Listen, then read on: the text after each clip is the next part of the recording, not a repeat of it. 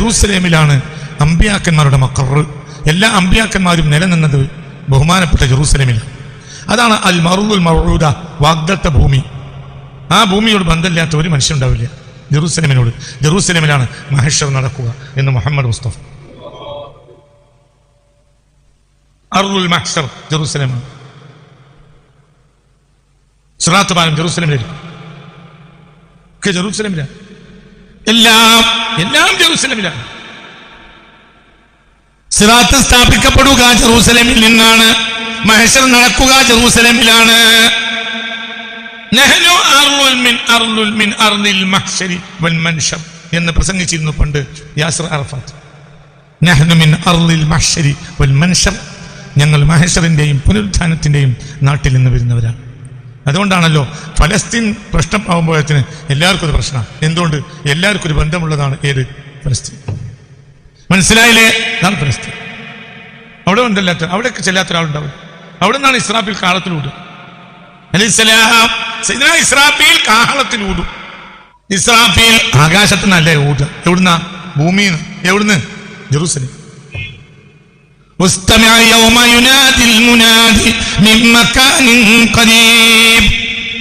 സംരക്ഷകനില്ലാത്ത ഒന്നിനെയും നമ്മൾ കാണുന്നില്ല. എല്ലാത്തിനും സംരക്ഷകൻ.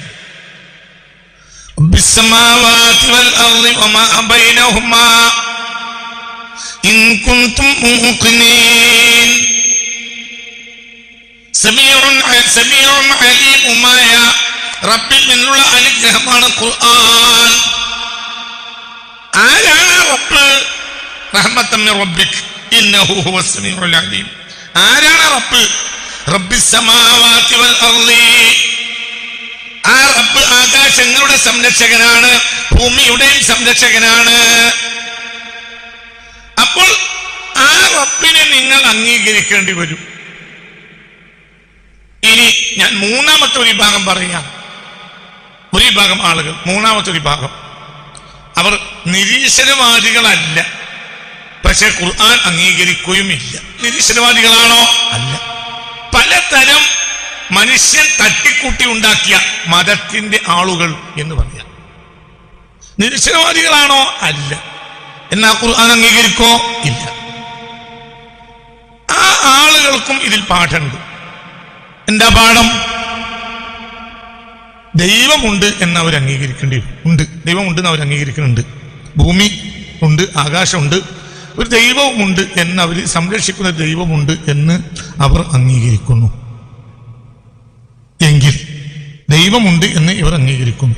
മറ്റു പല മതക്കാരും പല മതങ്ങളും നമ്മുടെ നാട്ടിലുണ്ടല്ലോ. ഈ മതങ്ങളെല്ലാം ദൈവമുണ്ട് എന്ന് അംഗീകരിക്കുന്നവരാണ്. സംരക്ഷകനായ ദൈവമുണ്ട് എന്നാണ് അവർ അംഗീകരിക്കുന്നത്. എങ്കിൽ ആ ദൈവത്തിന് ഭൂമിയിലുള്ളവരോടും ഭൂമിയുള്ളവർക്ക് ദൈവത്തോടും ഒരു ബന്ധം വേണ്ട. അതെങ്ങനെ ഇല്ലാതിരിക്കാൻ? ഭൂമി ആരുടേതാണ്? ദൈവത്തിന്റെ. അതവർ അംഗീകരിക്കും. ഹിന്ദുക്കൾ അംഗീകരിക്കും, മറ്റു ബുദ്ധൻ മതക്കാർ അംഗീകരിക്കും, ജൈന മതക്കാർ അംഗീകരിക്കും. ഇവരൊക്കെ അംഗീകരിക്കും. ദൈവത്തെ അംഗീകരിക്കും. ഭൂമിക്ക് ദൈവമുണ്ട് എന്ന് അവർ അംഗീകരിക്കും, ആകാശത്തിന് ദൈവമുണ്ട് എന്ന് അവർ അംഗീകരിക്കും. പക്ഷെ അവർ ഖുർആൻ അംഗീകരിക്കില്ല. എന്തായി ഖുർആൻ? ഖുർആൻ എന്നാൽ അതിന്റെ സാഹിത്യ മഹത്വങ്ങളെ എണ്ണിപ്പറയാൻ വേണ്ടി മാത്രം ഇറങ്ങിയ ഗ്രന്ഥമല്ല. ചിലപ്പോൾ ഈ ആളുകളൊക്കെ ഇതൊക്കെ വലിയ സാഹിത്യ ഗ്രന്ഥമാണ് എന്ന് പറയും. ഇത് കേവലം ഒരു സാഹിത്യ ഗ്രന്ഥമല്ല. ഇതിന്റെ സാഹിത്യം തന്നെ അത്ഭുതമാണ്. എന്തുകൊണ്ട്? ഇത് മുഹമ്മദ് മുസ്തഫ തങ്ങൾ എന്ന ഉമ്മിയിന് ലഭിച്ചത്. ഒരു എഴുത്തോ വായനയോ ഒരു അധ്യാപകനിൽ നിന്ന് പഠിക്കാതെ ജീവിച്ചിരുന്ന മനുഷ്യനാണ് മുഹമ്മദ് മുസ്തഫ. ഒന്നും അറിയില്ല.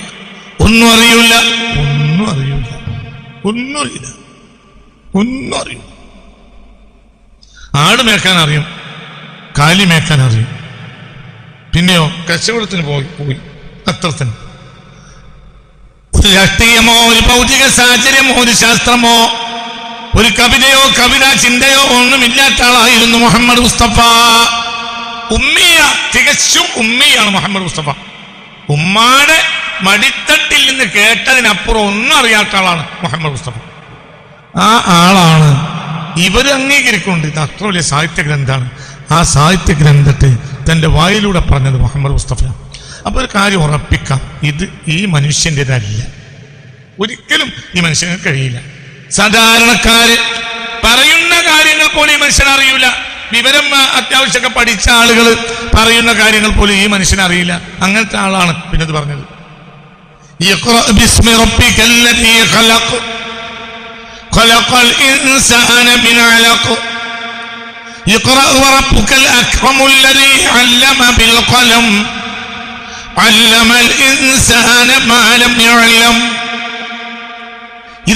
ഇതാരാ പറഞ്ഞത്? മുഹമ്മദ് മുസ്തഫ.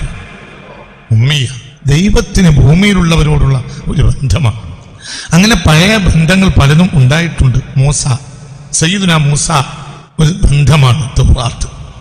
പിന്നെ ബന്ധമുണ്ടായിട്ടുണ്ട് ബഹുമാനപ്പെട്ട സയ്യിദുനാ ദാവൂദ് അലൈഹിസ്സലാത്തു വസ്സലാമിന് സബൂർ, പിന്നെ സയ്യിദുനാ ഈസാ അവർക്ക് ഇൻജീൽ. പക്ഷേ അതിന്റെ സാഹചര്യം എന്തായിരുന്നു? അതെല്ലാം മനുഷ്യൻ നശിപ്പിച്ചു, മനുഷ്യനാൽ നശിപ്പിക്കപ്പെട്ടു.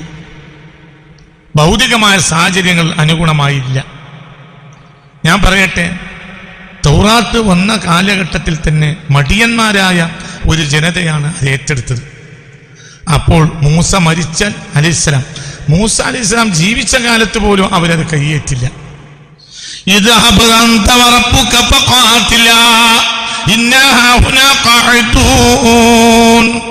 നീയും നിന്റെ പടച്ചവനും യുദ്ധത്തിന് പോക്, ഞങ്ങൾ യുദ്ധത്തിന് വരാൻ തയ്യാറില്ല. ആര് പറഞ്ഞേ? ഇസ്രായേലിയർ പറഞ്ഞു. ഇസ്രായേലിയർക്കോ സ്വർഗത്തുനിന്ന് ഭക്ഷണം.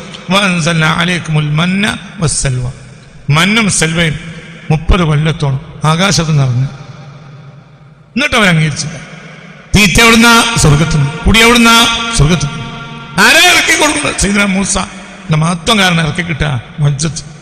എന്നിട്ടും ഞങ്ങളില്ല, ഞങ്ങളില്ല, ഞങ്ങൾ യുദ്ധത്തിനും ഇല്ല, നമ്മളിവിടെ ജീവിക്കും. അല്ലാതെ നീ പറഞ്ഞിടത്തൊന്നും വരെ ഞങ്ങളില്ല. എന്നിട്ട് ഒരു തൗറാത്ത് പഠിച്ചതുമില്ല. കടല് കടത്തി കൊണ്ടുപോയത് എന്തിനാണ്?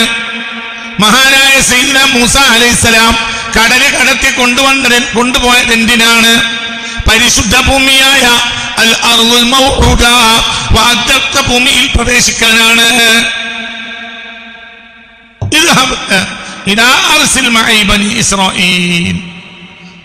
എന്റെ വല്ലിപ്പാന്റെ മക്കളെ എന്റെ കൂടെ പറഞ്ഞയച്ചു തരണം. ഇസ്രായേലിന്റെ മക്കളെ. ഇസ്രായേൽ ആരാ? സയ്യിദുനാ യാക്കൂബ്. യാക്കൂബിന്റെ പേരക്കുട്ടിയാണ് സയ്യിദുനാ മൂസ. ഞങ്ങൾ പോവാൻ. ആരോട് പറഞ്ഞു? ഫിറഔനോട് പറഞ്ഞു. ഞങ്ങൾ പോവാൻ, ഞങ്ങളെ നാട്ടിലേക്ക് പോവുക. ഏത് നാട്? ജെറൂസലേം. ഈ ജെറൂസലേമും ഈജിപ്തും തമ്മിൽ എത്ര വ്യത്യാസം? ഏകദേശം 1200 കിലോമീറ്റർ വ്യത്യാസമുണ്ട്. 1200 കിലോമീറ്റർ വ്യത്യാസമുണ്ട്. കൈറോവിൽ നിന്നും ലക്സറിൽ നിന്നും എല്ലാം എങ്ങോട്ട്? ജെറൂസലേമിലേക്ക്. ഏതാ ജെറൂസലേം? ജെറൂസലേമിലാണ് അമ്പിയാക്കന്മാരുടെ മഖർ. എല്ലാ അമ്പിയാക്കന്മാരും നിലനിന്നത് ബഹുമാനപ്പെട്ട ജെറൂസലേമിലാണ്. അതാണ് അൽ മർളുൽ മൗഊദ, വാഗ്ദത്ത ഭൂമി. ആ ഭൂമിയോട് ബന്ധമില്ലാത്ത ഒരു മനുഷ്യനുണ്ടാവില്ല ജെറൂസലേമിനോട്. ജെറൂസലേമിലാണ് മഹ്ശർ നടക്കുക എന്ന് മുഹമ്മദ് മുസ്തഫ.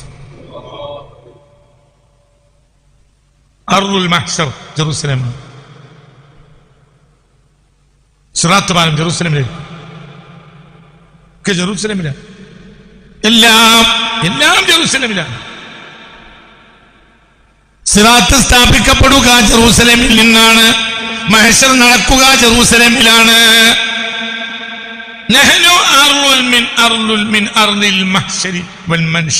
എന്ന് പ്രസംഗിച്ചിരുന്നു പണ്ട് യാസിർ അറഫാത്ത്. ഞങ്ങൾ മഹ്ശറിന്റെയും പുനരുത്ഥാനത്തിന്റെയും നാട്ടിൽ നിന്ന് വരുന്നവരാണ്. അതുകൊണ്ടാണല്ലോ ഫലസ്തീൻ പ്രശ്നമാകുമ്പോഴത്തിന് എല്ലാവർക്കും ഒരു പ്രശ്നമാണ്. എന്തുകൊണ്ട്? എല്ലാവർക്കും ഒരു ബന്ധമുള്ളതാണ്. ഏത്? ഫലസ്തീൻ. മനസ്സിലായില്ലേ? അതാണ് ഫലസ്തീൻ. അവിടെ ഉണ്ടല്ലാത്ത, അവിടേക്ക് ചെല്ലാത്ത ഒരാളുണ്ടാവും. അവിടെ നിന്നാണ് ഇസ്രാഫീൽ കാഹളത്തിലൂടും. അലൈഹിസ്സലാം ഇസ്രാഫീൽ കാഹളത്തിലൂടും. ഇസ്രാഫീൽ ആകാശത്ത് നല്ല ഊടുക. എവിടുന്ന? ഭൂമിന്ന്. എവിടുന്ന്? ജെറൂസലേം.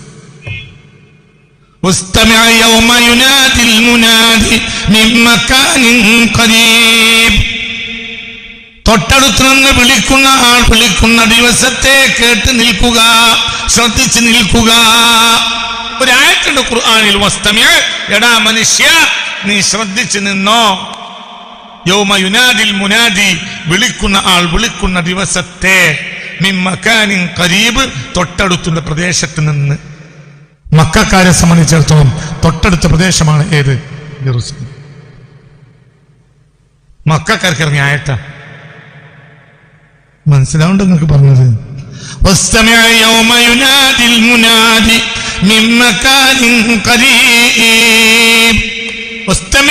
നീ ശ്രദ്ധിച്ചു നിന്നോ. യൗമ യുനാദിൽ മുനാദി, വിളിക്കുന്ന ആൾ വിളിക്കുന്ന ദിവസത്തെ. എവിടുന്ന് വിളിക്കും? മിൻ മകാനിൻ ഖരീബ്, തൊട്ടടുത്ത പ്രദേശത്തു നിന്നും. മക്കക്കാര് മക്കയെന്ന് വിട്ടാൽ പിന്നെ അവരുടെ കച്ചവടത്താവളമാണ് ഏത്? ജെറുസലേം. അവിടുന്നാണ് വിളിക്കുന്ന ആൾ വിളിക്കുക. ആരാ വിളിക്കുന്ന ആള്? സയ്യിദ്നാ ഇസ്രാഫീൽ. അവിടുന്ന് വിളിക്കുക. അതാണ് അൽ അർളുൽ പ്രോമിസ് ലാൻഡ്. അതാണ് വാഗ്ദത്ത ഭൂമി.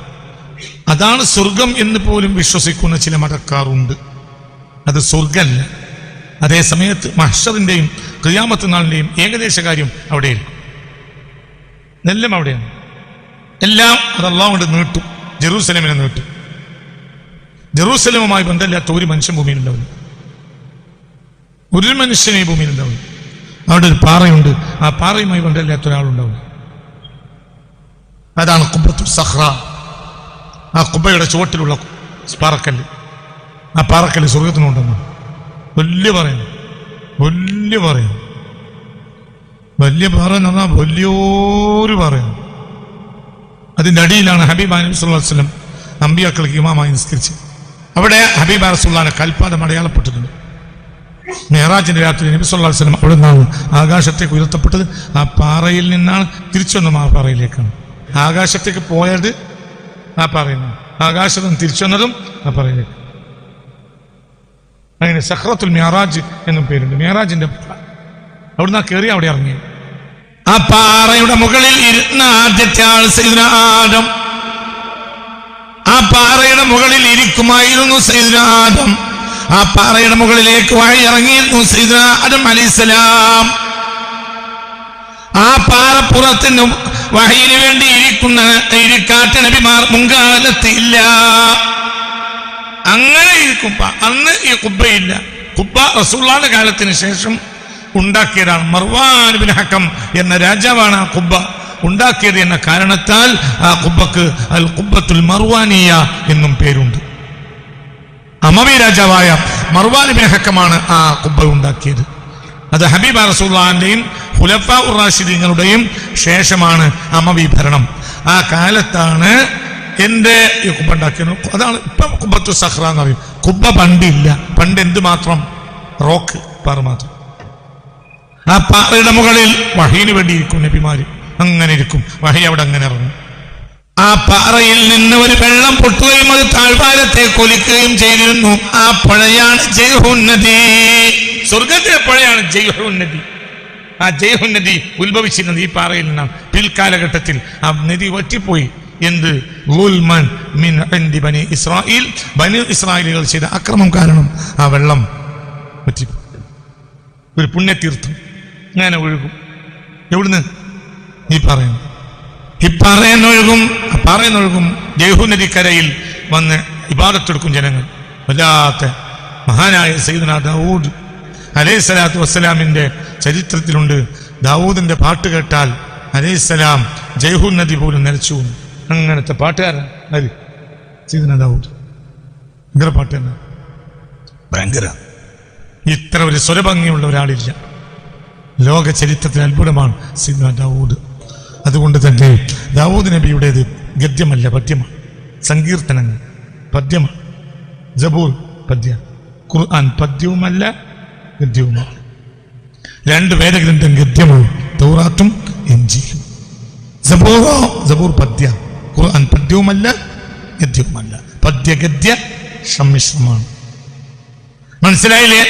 കാണുമ്പോൾ ഗദ്യത്തിന്റെ കോല, വായിക്കുന്നത് പദ്യവുമല്ല ഗദ്യവുമല്ല. മനസ്സിലായ? എത്ര വലിയ പാട്ടുകാരനായിരുന്നു സയ്യിദുനാ ദാവൂദ്.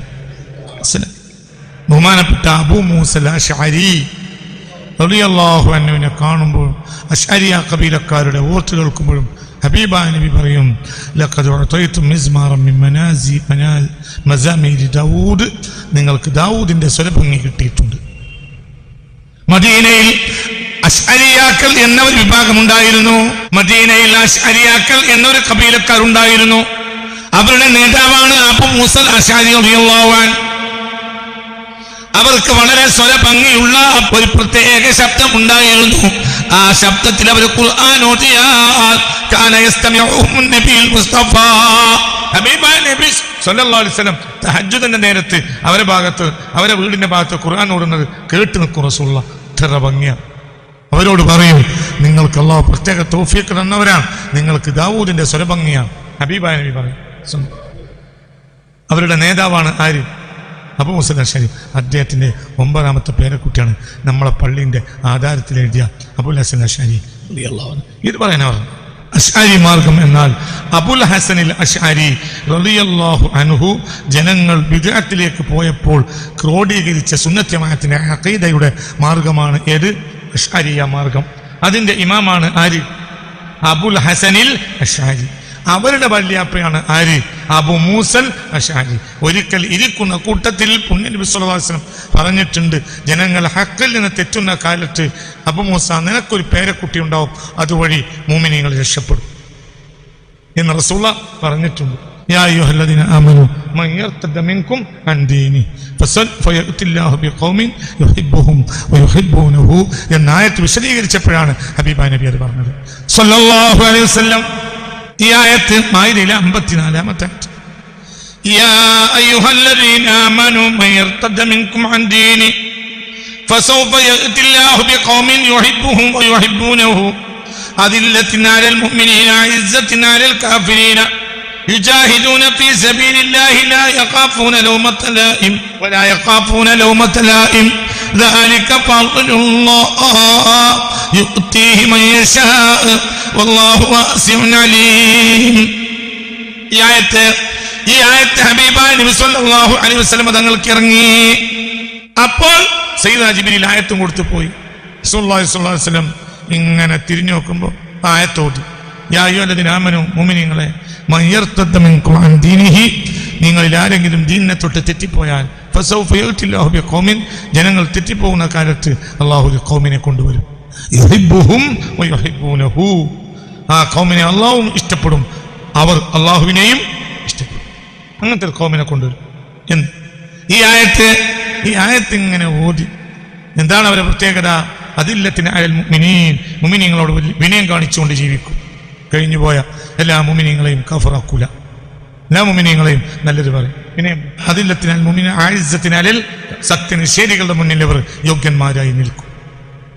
യുജാഹിദൂന ഫീ സബീലില്ലാഹ്, അല്ലാഹുവിന്റെ മാർഗ്ഗത്തിൽ ഏത് ധർമ്മസമരത്തിനും അവർ തയ്യാറായിരിക്കും. വലാ യഖാഫൂന ലൗമത ലായിം, ഒരു ആക്ഷേപകന്റെ ആക്ഷേപവും അവർ വിലവെക്കുകയില്ല. ആരാക്ഷേപിച്ചാലും വില വെക്കൂല. ദാലിക ഫദ്ലുല്ലാഹ്, ഈ ജനത അല്ലാഹുവിന്റെ പ്രത്യേക ഒരു ഫദ്ലാണ്, അല്ലെങ്കിൽ ഈ മഹത്വങ്ങൾ അല്ലാഹുവിന്റെ പ്രത്യേക ഫദ്ലാണ്. യുതി മൻ യശാ, അല്ലാഹു ഉദ്ദേശിച്ചവർക്ക് അല്ലാഹുവിന്റെ ഫദ്ൽ നൽകൂ.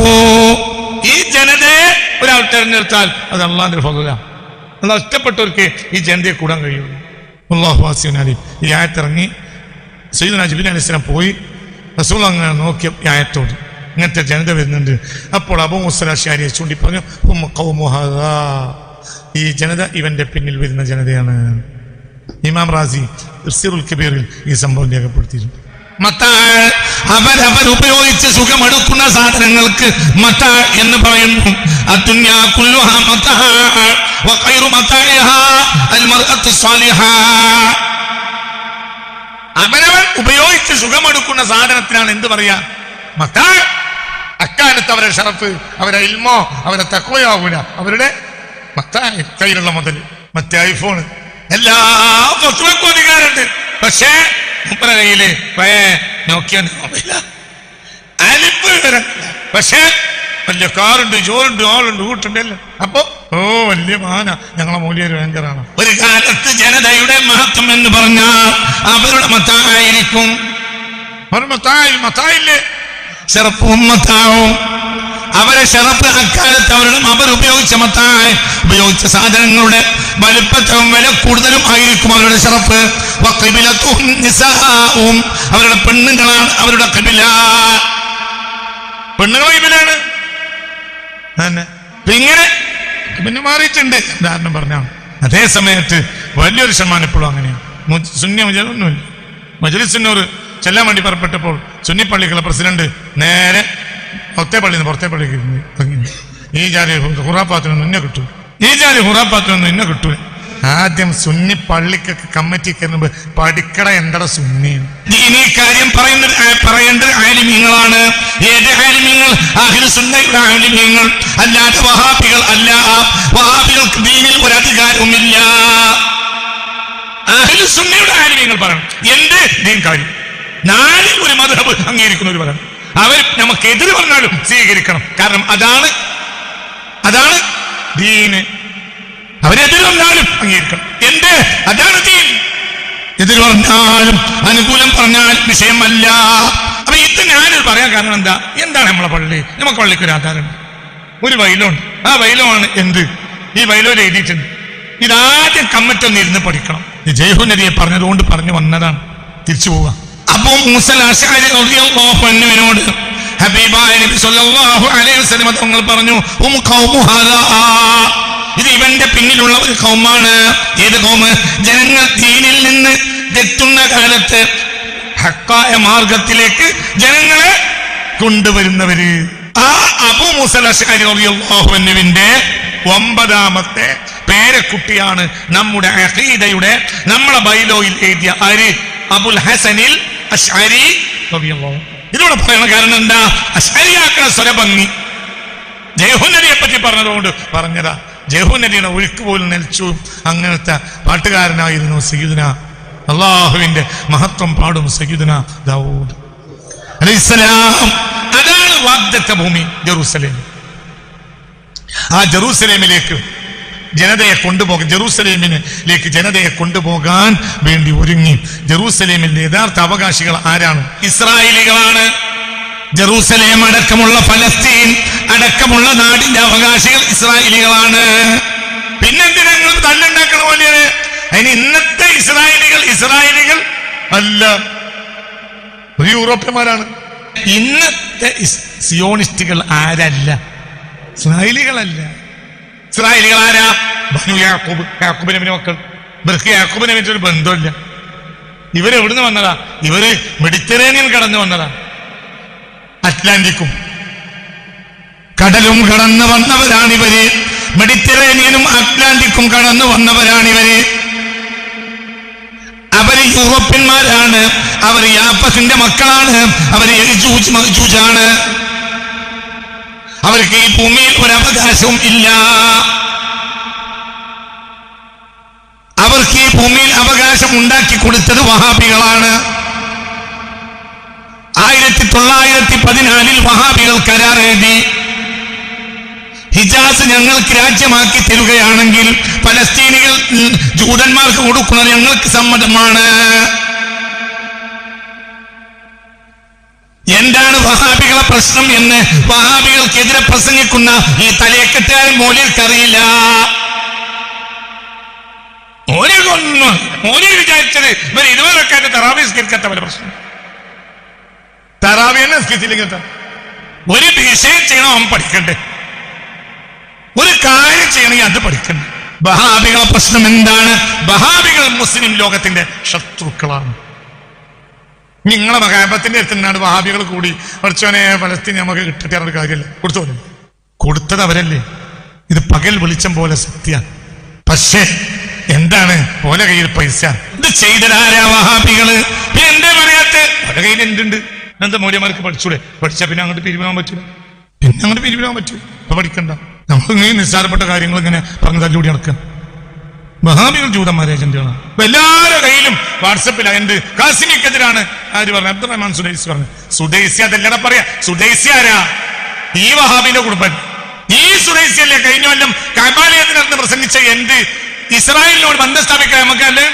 അപ്പൊ ഇത് അഹ്ലു സുന്ന എന്താണെന്ന് പഠിക്കണം. ഈ ജെറൂസലേമിൽ ഇന്ന് വാഴുന്നവർ ആരല്ല? ഇസ്രായേലുകളല്ലടോ. അത് യാഫത്തിന്റെ മക്കളാണ്, അത് യജൂജ് മഅജൂജാണ്.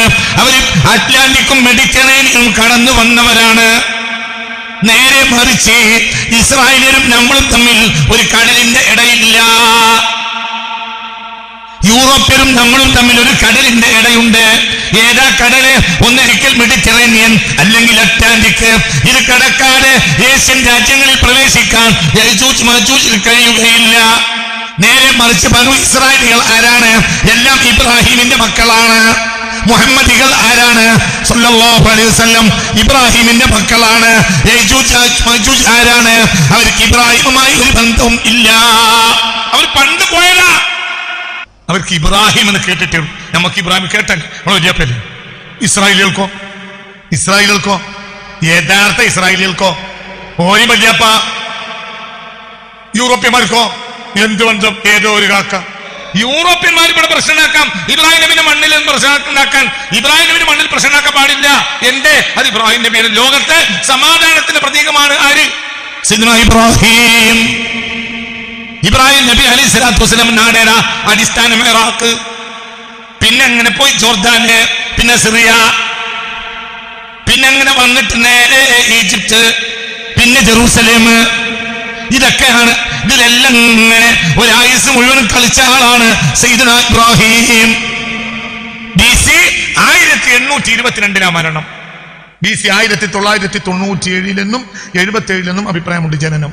BC 1977 അല്ലെങ്കിൽ 1997 ആണ് ജനനം സയ്യിദുനാ ഇബ്രാഹിം. മരണം BC 1822 സയ്യിദുനാ ഇബ്രാഹിം. അതെ, നമ്മുടെ ഏകദേശം 4000 കൊല്ലം മുമ്പ് സയ്യിദുനാ ഇബ്രാഹിം.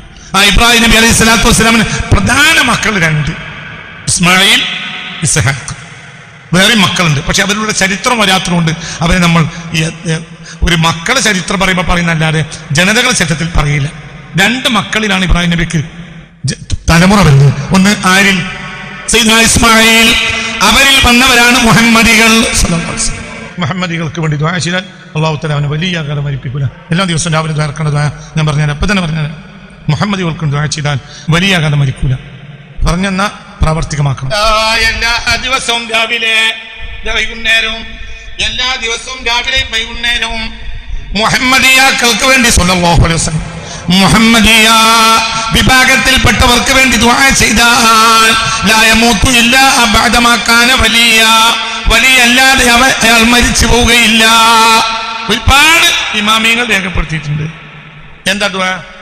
اللهم اغفر لأمة محمد صلى الله عليه وسلم اللهم ارحم أمة محمد صلى الله عليه وسلم اللهم اصلح أمة محمد صلى الله عليه وسلم اللهم تجاوز عن أمة محمد صلى الله عليه وسلم اللهم اجعلني من أمة محمد صلى الله عليه وسلم اللهم اغفر لأمة محمد صلى الله عليه وسلم اللهم ارحم أمة محمد صلى الله عليه وسلم اللهم اصلح أمة محمد صلى الله عليه وسلم اللهم تجاوز عن أمة محمد صلى الله عليه وسلم اللهم اجعلني من أمة محمد صلى الله عليه وسلم دائما من دعا بهذا الدعاء لا يموت إلا بعد ما كان وليا. ഇത് ദായിമായി ദ്വാരക്കുന്ന ആളുകൾ വലിയായിട്ടല്ലാതെ മരിക്കുകയില്ല. اللهم اغفر لأمة محمد صلى الله عليه وسلم اللهم ارحم أمة محمد اللهم أصلح أمة محمد اللهم تجاوز عن أمة محمد اللهم اجعلني من أمة محمد اللهم اغفر لأمة محمد صلى الله عليه وسلم മുഹമ്മദ് നബിയുടെ സമുദായത്തെ നീ പുറത്തു കൊടുക്കണമേ. എല്ലാവർക്കും പുറത്തു കൊടുക്കട്ടെ. ഇർഹം ഉമ്മത മുഹമ്മദിൻ, മുഹമ്മദ് നബിയുടെ സമുദായത്തോട് നീ കരുണ ചെയ്യണമേ. പിന്നെ അസ്ലിഹ് ഉമ്മത മുഹമ്മദിൻ, മുഹമ്മദ് നബി സല്ലല്ലാഹു അലൈഹി വസല്ലമയുടെ സമുദായത്തെ നീ സാലിഹാക്കണമേ, നന്നാക്കണമേ. പിന്നെ അടുത്ത് തജാവസ് നീ വിട്ടുവീഴ്ച ചെയ്യണമേ അനുമ്മത്തി മുഹമ്മദിൻ, മുഹമ്മദ് നബിയുടെ സമുദായത്തെ തൊട്ട് നീ വിട്ടുവീഴ്ച ചെയ്യണമേ. അവരിൽ നിന്ന് വന്ന അരുതായ്മകളെ എല്ലാവരിൽ നിന്നും നീ മാപ്പാക്കണമേ. അടുത്ത് അല്ലാഹുമ്മ ഇജ്അൽനി മിൻ ഉമ്മത്തി മുഹമ്മദ്, ആ ഉമ്മത്തിൽ എന്നെ നീ ആക്കണമേ.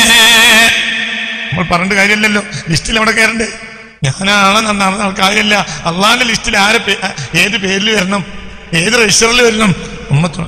അല്ലാഹുവേ ജഅൽനി, നീ എന്നെ ആക്കണമേ. എന്തിൽ? മിൻ ഉമ്മത്തി മുഹമ്മദിൻ. ഇത് ദായിമൻ രാവിലെ വൈകുന്നേരം വരുന്നാളെ എല്ലാവരും ഭയങ്കര ഫലം ഉണ്ടാവും. ഒറ്റ തവണ ഇതാ മതി, ഒറ്റ തവണ. ബാക്കി അല റാഹത്തിക്ക്. ഈ 2-3 തവണ ചൊല്ലിയാൽ നിങ്ങൾ ഇഷ്ടം. ഒരു തവണയെങ്കിലും ചൊല്ലിയാൽ രാവിലെയും വൈകുന്നേരം. അള്ളാഹു ആ കൂട്ടത്തിൽ നമ്മൾ പെടുത്തിട്ട് പേടിക്കണ്ട. വലിയായാൽ എന്താ? അല ഇന്ന ഔലിയാ അല്ലാഹി ലാ ഖൗഫുൻ അലൈഹിം. ഒരു പേടി ഉണ്ടാവില്ല, ഒരു പേടി ഉണ്ടാവില്ല. മരിക്കുമ്പോഴും പേടിയില്ല, മരിച്ചാലും പേടിയില്ല, ഒരു പേടി. എല്ലാവരും എൻ്റെ നാളിൽ കുടുങ്ങും. അള്ളാഹിന്റെ ഔലിയാക്കന്മാർ കുടുങ്ങും. അല ഇന്ന ഔലിയാ അല്ലാഹി ലാ ഖൗഫുൻ അലൈഹിം. ഈ 2 വഴിയാണ് സയ്യിദുനാ ഇബ്രാഹിം നബി അലൈഹിസ്സലാത്തു വസ്സലാമിനെ പറ്റി ഒരാളെ എതിര് പറഞ്ഞാൽ നമുക്ക് സഹിക്കാൻ കഴിയില്ല. ബൈബിള് പോലത്തെ ഗ്രന്ഥങ്ങളിൽ ഇബ്രാഹിം നബിയെ പറ്റി പറഞ്ഞിട്ടുണ്ട്. നമുക്കത് വലിയ വിഷയം തന്നെയാണ്. അത് നമ്മൾ അവിടെ ഇവിടെ ഇടാൻ പാടില്ല. കാരണം അതിൽ ബാക്കി എന്തോ അത് ഒരു കച്ചറയിൽ വലിച്ചിടാൻ പാടില്ല. എന്ത്? ബൈബിൾ അതൊരു വേദഗ്രന്ഥമാണ്. ആ വേദഗ്രന്ഥം അടിസ്ഥാനപരമായി ആർക്കിറങ്ങി? മൂസാ നബിക്കും. പിന്നീട് മനുഷ്യൻ കൈകടത്തി നാശാക്കിയിട്ടുണ്ടാവാം. അത് നിങ്ങൾ അവലംബിക്കേണ്ട. അതേ സമയത്ത് അതിനെ നിങ്ങൾ വലിച്ചെറിയാൻ മതി. പറഞ്ഞ മനസ്സിലായില്ലേ? ഇതുകൊണ്ട് അതിൽ ഇബ്രാഹിമത്തെ രേഖപ്പെടുത്തിയിട്ടുണ്ട്. ഈസാ നബി ഇബ്രാഹിം നബിയുള്ള ബന്ധം രേഖപ്പെടുത്തിയിട്ടുണ്ട്. മൂസാ നബി ഇബ്രാഹിം നബിയുടെ ബന്ധം രേഖപ്പെടുത്തിയിട്ടുണ്ട്. ഇബ്രാഹിം നബിയോട് ബന്ധപ്പെട്ട ഒക്കെ നമ്മളാളുകളാ. കാരണം നമ്മളെ വല്യപ്പയാണ് സയ്യിദുനാ ഇബ്രാഹിം അലൈഹിസ്സലാം. യൂറോപ്യന്മാർക്ക് ഒരു ബന്ധമില്ല.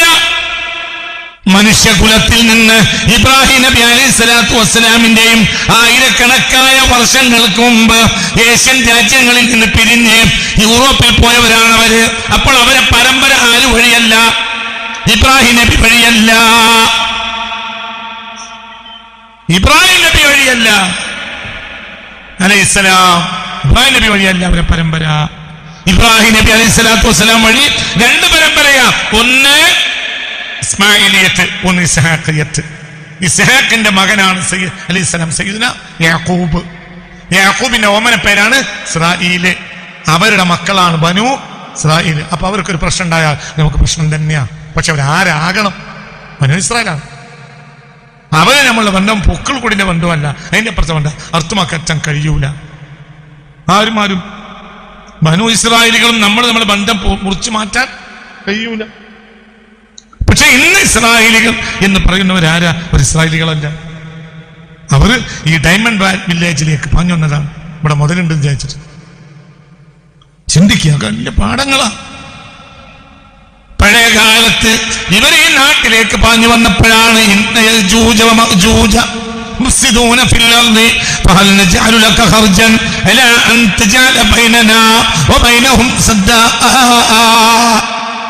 പ്രധാനപ്പെട്ട ഒരു അഭിപ്രായം കോറസിന്റെ കാലത്ത്, അല്ലെങ്കിൽ ഇബ്രാഹിമിയുടെ കാലത്ത്. കോറസ് BC 435 കോറസിന്റെ ചൈത്രയാത്ര.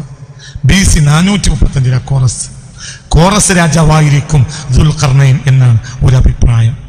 അലക്സാണ്ടർ അല്ല, അലക്സാണ്ടർ ആവൂല. എന്തുകൊണ്ട്? കോറസ് മുഅ്മിനാണ്. അലക്സാണ്ടർ മുഅ്മിനല്ല, അലക്സാണ്ടർ ഷംസിയ, സൂര്യാരാധകന. BC 356 അലക്സാണ്ടറുടെ ജനനം. BC 323 അലക്സാണ്ടർ മരിച്ചു. എന്നാൽ കോറസ് അങ്ങനെയല്ല. കോറസിന്റെ കാലം 5-ാം നൂറ്റാണ്ട് BC. എന്നാൽ അലക്സാണ്ടർ 4-ാം നൂറ്റാണ്ട്. ഒരു 100 കൊല്ലം വ്യത്യാസമുണ്ട്. ഒരു അഭിപ്രായം ദുൽഖർനൈൻ എന്ന ആൾ ബഹുമാനപ്പെട്ട സയ്യിദ് ഇബ്രാഹിം നബിയുടെ കാലത്താണെന്നും ഉണ്ട്. എന്നാൽ രണ്ടാമത്തെ അഭിപ്രായം, ആദ്യം പറഞ്ഞ അഭിപ്രായം നല്ല ബലമുള്ള അഭിപ്രായം തന്നെയാണ്. കോറസിന്റെ കാലത്തായിരിക്കും. 1600 കൊല്ലം ശേഷം BC 435 കോറസിന്റെ ബാബിലോണിയക്കാരിൽ നിന്ന് ജെറൂസലേമിനെ മോചിപ്പിക്കുന്നത്. BC 435. BC 455 BC 455 ഉസൈർ മരിക്കാൻ കിടന്നത്. BC 355 എണീറ്റിട്ടുണ്ടാവും. അതിനിടയിൽ കോറസ് വന്നു. കോറസിന് മുമ്പ് ഏറ്റവും വലിയ പ്രശ്നം അസീറിയക്കാരനായ നെബൂഖദ്നേസറാണ്. അയാളാണ് ബൈത്തുൽ മുഖദ്ദസിനെ അവസാനമായി തകർത്തത്. അയാളുടെ പടയോട്ടം ഏകദേശം ഇതിന്റെ അവസാനത്തെ പടയോട്ടം BC 487 അവസാനത്തെ തരി സ്വർണവും അയാൾ ബാബിലോണിയൊക്കെ കടത്തിക്കൊണ്ടുപോകുന്നത് BC 487 അവസാനത്തെ പടയോട്ടം 506 മുതൽ 487 വരെയുള്ള കാലഘട്ടത്തിലാണ് നെബൂഖദ്നേസർ അയാൾ ബൈത്തുൽ മുഖദ്ദസിനെ തകർത്ത ആളാണ്. എന്നിട്ട് ബൈത്തുൽ മുഖദ്ദസ് തകർന്നു. അതാണ് അൽ ബഖറയിൽ പറയുന്ന ഡോക്ടർ നോക്കി എത്ര ആയിട്ട് وهي خاوية على عروشها قال أنى يحيي هذه الله بعد موتها فأماته الله 100 عام ثم بعثه 100 കൊല്ലം മരിച്ചു കിടക്കുകയും പിന്നെ ഹയാത്താവുകയും ചെയ്ത ഒരാളെ പറ്റി നിങ്ങൾ മനസ്സിലാക്കുക. 100 കൊല്ലം മരിച്ചാണ് പിന്നെ ഹയാത്തായി. മരിച്ചത് ആരാ? ഉസൈർ മരിച്ചത് BC 455 എന്ന അഭിപ്രായം. അന്ന് ജെറൂസലേം തകർന്നു. ആര് തകർത്തു? നെബൂഖദ്നേസർ തകർത്തു. പിന്നീട് 10-20 കൊല്ലം കഴിഞ്ഞിട്ടാണ് കോറസ് വരുന്നത്. കോറസ് ജെറൂസലേം നഗരം ബാബിലോണിയക്കാരൻ തിരിച്ചു പിടിച്ചു.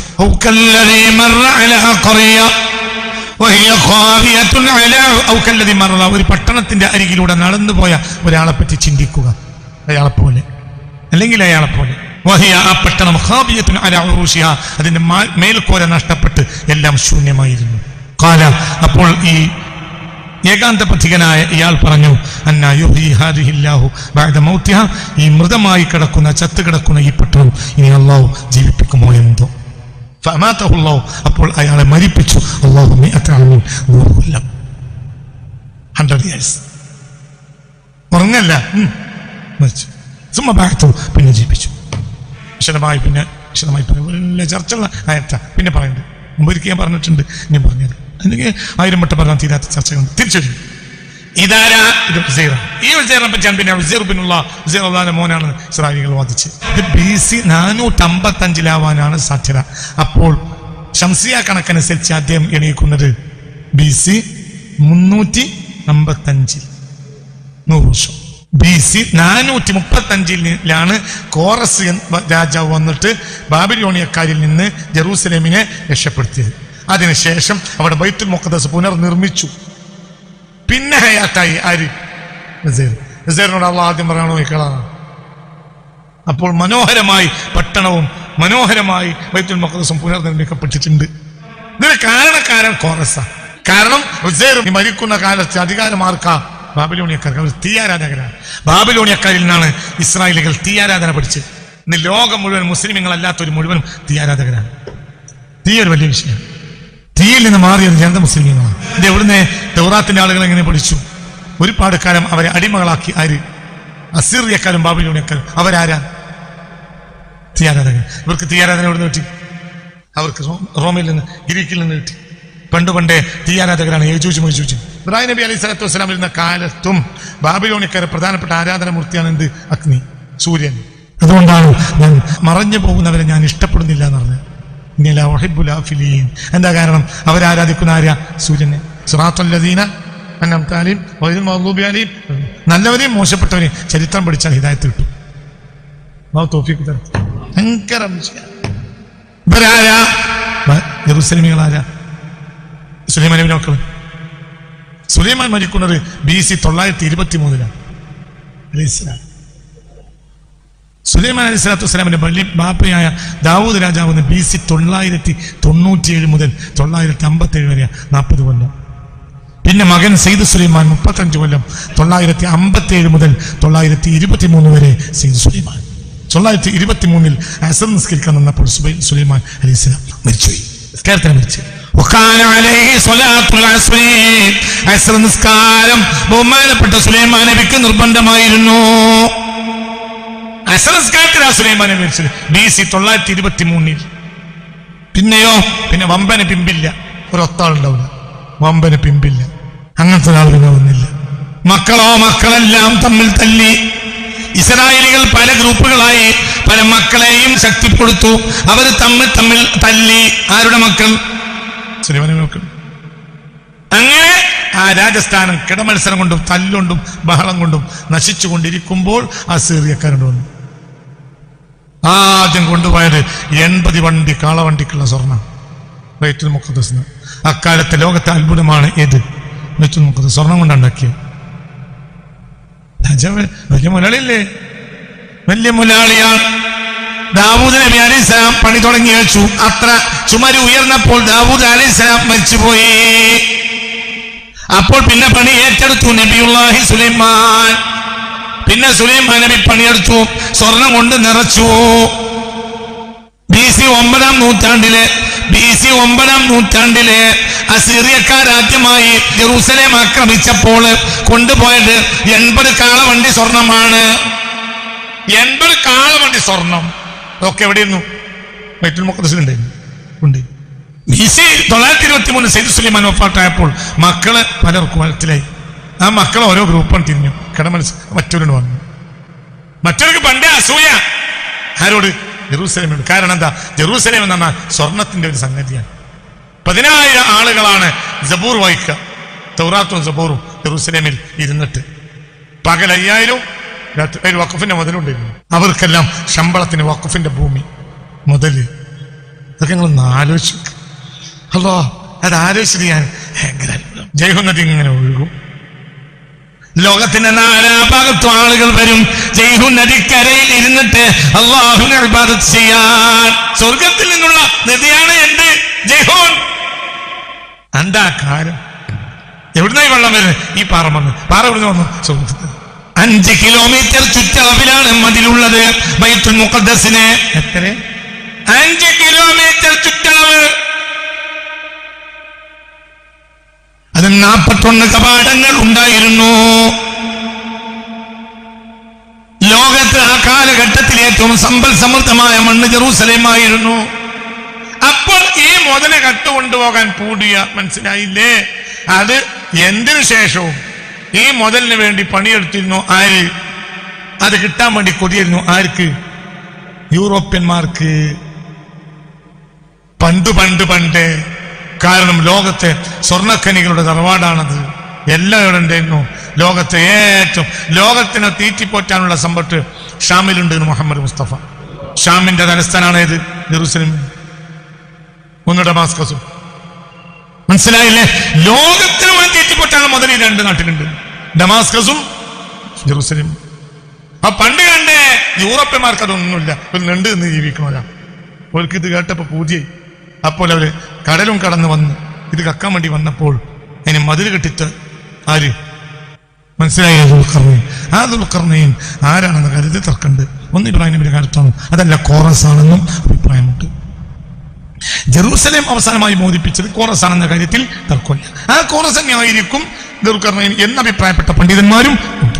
2 അഭിപ്രായം. എന്റെ പ്രസംഗത്തിൽ തന്നെ 2 കേട്ടിട്ടുണ്ടാവും. അതുകൊണ്ടാണ് 2 പറയുന്നത്. അങ്ങനെയുണ്ട് ഇങ്ങനെയുണ്ട്. അപ്പോൾ പിന്നെ അന്ന് പക്ഷെ അവർക്ക് അതിന് കഴിഞ്ഞില്ല. പിന്നെ അവർക്ക് അതിന് സൗകര്യം കിട്ടിയത് 1914. 1914 അവർ വന്നു 1-ാം ലോക മഹായുദ്ധത്തിൽ. അതുവരെ ഷാമിൽ നിന്ന് കട്ടുകൊണ്ടുപോകാനുള്ള സൗകര്യം അവർക്ക് ഷാമിൽ നിന്ന് കട്ടുകൊണ്ടുപോകാനുള്ള സൗകര്യത്തിന് വേണ്ടി ഉണ്ടാക്കിയ യുദ്ധമാണ് ഏത്? 1-ാം ലോക മഹായുദ്ധം. അങ്ങനെ നമ്മളെ കൂട്ടത്തിൽ ഒരു കൂട്ടര് കൂടി നിർത്തും. 1-ാം ലോക മഹായുദ്ധത്തിലെ ഒറ്റക്കെട്ടായി നിന്ന സഖ്യകക്ഷികൾ America, Britain, France, China, Russia, വഹാബികൾ. ഇത് നിങ്ങൾ ഇത്തലയെ കിട്ടിയാൽ പഠിക്കാത്ത കാലത്തോളം നമ്മളെ നാട്ടിൽ ഒരു വിലസ്യാണ്. ഈ ജൂതന്മാരെ കൊണ്ട് നമ്മുടെ കുടിയിരുത്തിയത് ആരാ? വഹാബികൾ. ഈ 2 ഭേദഗ്രന്ഥവും മാറ്റിമറിച്ചു. ആര്? ഇസ്രായേലികൾ മാറ്റിമറിച്ചു. പിന്നെയോ അവർ ബാബിലോണിയൻ ആരാധന സ്വീകരിച്ചപ്പോൾ ബാബിലോണിയക്കാരുടെ ഉള്ളിൽ കയറി. ബാബിലോണിയക്കാരുടെ ആരാധന എവിടെ നിന്ന് കിട്ടി? ഗ്രീസിൽ നിന്ന് കിട്ടി. ഗ്രീസുകാരെ ആരാധന മൂർത്തിയേതാ? സൂര്യൻ, അഗ്നി. സൂര്യനെയും അഗ്നിയെയും ആരാധിക്കുന്നവനാണ് ദജ്ജാൽ. ദജ്ജാൽ ആരെ ആരാധിക്കുക? സൂര്യനെ. സൂര്യാരാധനയുടെ പിതാവാണ് ദജ്ജാൽ. ഇത് നേരെ ഇസ്രായേലികളിലേക്ക് വന്നപ്പോൾ ഇസ്രായേലികൾ ഈ മണ്ണിൽ കയറാൻ വേണ്ടി എന്ത് ചെയ്ത്? ഇവരുടെ കൂട്ടത്തിൽ നിന്ന് എന്ത് ചെയ്ത്? ചില ആളുകൾ ഇസ്രായേലിയുടെ ഉള്ളിൽ കയറിക്കൂടി. അവരെ പെൺകുട്ടികളെ കല്യാണം കഴിച്ചും അവരെ മതത്തിലേക്ക് കൺവെർട്ട് ചെയ്തും യൂറോപ്യന്മാരിങ്ങോട്ട് കയറിക്കൂടി. ഇന്നത്തെ ഇസ്രായേലികൾ കുറുക്കന്മാരാ. ഒരാരല്ല, ഇസ്രായേലിയർ, യൂറോപ്യന്മാരാ. ഇസ്രായേലികൾ യാക്കൂബിനെ നോക്കാം. യഹൂദികളിൽ ചില ആളുകൾ ഉണ്ട്. അവർ ഇപ്പോഴും എന്താണ്? നന്മ ആഗ്രഹിക്കുന്നവരും ആണ്. അവർ മഹ്ദി ഇമാം വന്നാൽ നേരെ ഇങ്ങോട്ട് മാറും. അവരുടെ കൂട്ടത്തിലെ വഹാബികളാണ് ആര്? സിയോണിസ്റ്റുകൾ. യഹൂദികളെ വഹാബികളാണ് ആര്? സിയോണിസ്റ്റുകൾ. ഈ തോന്നിയാസൊക്കെ ചെയ്യുന്നത് ആരാ? സിയോൺ മലയുമായി ബന്ധപ്പെട്ട് 1897 ആഗസ്റ്റ് 3-ാം തീയതി സ്വിറ്റ്സർലൻഡിൽ വെച്ച് ഉണ്ടാക്കിയ തിയഡോർ ഹഡ്സൽ ഉണ്ടാക്കിയ സംഘടനയാണ് എന്ത്? സിയോണിസം. ഹംഗേറിയൻ സാഹിത്യകാരനായ തിയഡോർ ഹഡ്സൽ ഉണ്ടാക്കിയ സംഘടനയാണ് എന്ത്? സിയോണിസം. അത് യഹൂദികളിലെ വഹാബിയത്ത. യഥാർത്ഥ യഹൂദികൾ നമ്മൾ വഹാബികളെ അംഗീകരിക്കാത്തതുപോലെ, യഥാർത്ഥ മുഅ്മിനീങ്ങൾ വഹാബികളെ അംഗീകരിക്കാത്തതുപോലെ യഥാർത്ഥ യഹൂദികൾ സിയോണിസ്റ്റുകളെ അംഗീകരിക്കുകയില്ല. അവരുടെ മുന്നിൽ ഖുർആൻ ചെല്ലുണ്ട്. അള്ളാഹിന്റെ ആയത്തുകൾ വില കുറച്ച് വെക്കാത്തവർ അവരെ കൂട്ടത്തിലുണ്ട് എന്ന് പറഞ്ഞിട്ടുണ്ട്. അത് പോരാണ്. ഒറിജിനൽ യഹൂദികൾ അങ്ങനത്തെ കുറച്ച് ആളുകളുണ്ട്. അവരിപ്പോഴും ഫലസ്തീനുകളുണ്ട്. അവരെന്ത് ചെയ്ത്? അവര് സിയോണിസം അധികാരം പിടിച്ചടക്കിയപ്പോൾ അവരെന്ത് ചെയ്ത്? അവർ ഇസ്രായേലിൽ നിന്ന് ഹിജ്റ പോയി പുറത്തേക്ക്. അപ്പോൾ ലോകം മുഴുവനും അവരെ ഭ്രാന്തന്മാർ എന്ന് വിളിച്ചു.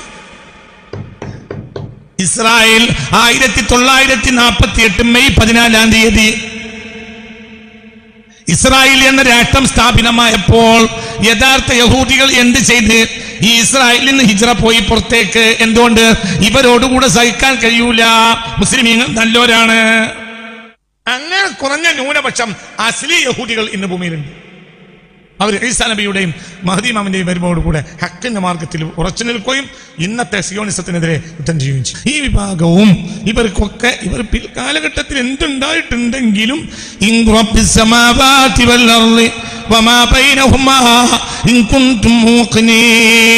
ഇവരും ഖുർആൻ അംഗീകരിക്കേണ്ടി വരും. എന്തുകൊണ്ട്? റബ്ബിനെ അംഗീകരിക്കണില്ലേ? പിൽക്കാലഘട്ടത്തിൽ മനുഷ്യൻ കൈകടത്തിയിട്ടുണ്ടെങ്കിലും അവർ റബ്ബിനെ അംഗീകരിക്കുന്നതല്ലേ? അവരും ഖുർആൻ അംഗീകരിക്കേണ്ടി വരും. ബാക്കി വിശദമായി അടുത്ത ക്ലാസ്സിൽ പറയാം. എല്ലാം റാഹത്താക്കണമേ റബ്ബേ. എല്ലാ റഹ്മത്തിന്റെ വാതിൽ തുറന്നു കൊടുക്കണമേ റബ്ബേ. എല്ലാ ഖൈറും ബറക്കത്തും തുറക്കണമേ റബ്ബേ. എല്ലാ മുസീബത്തും കാക്കണമേ അല്ലാഹ്.